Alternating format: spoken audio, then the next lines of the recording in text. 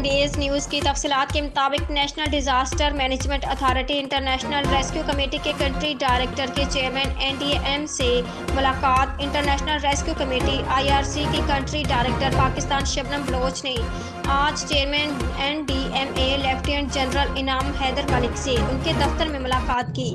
شبنم بلوچ نے چیئرمین کو سیلاب زدہ علاقوں میں IRC کی جانب سے بحالی کے منصوبے پر جاری اقدامات سے آگاہ کیا۔ انہوں نے ہنگامی صورتحال کے دوران امدادی کارروائیوں میں رابطہ کاری اور سہولت کاری کے لیے NDMA اور متعلقہ سرکاری محکموں کے کردار کو سراہا۔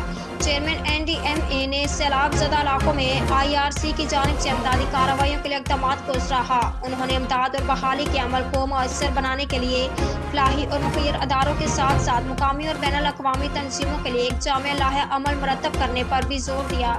انہوں نے مستقبل میں آفات سے نمٹنے کے لیے عوام کے حوالے سے NDMA کی جانب سے تمام معاون اور متعلقہ اداروں کے ساتھ مشاورت کے بعد حکمت عملی کی تشکیل کے حوالے سے بھی آگاہ کیا۔ دونوں نے ڈیزاسٹر مینجمنٹ اور پیشگی اقدامات کے حوالے سے آئندہ سیمینارز اور ورکشاپس کے انعقاد پر اتفاق کیا۔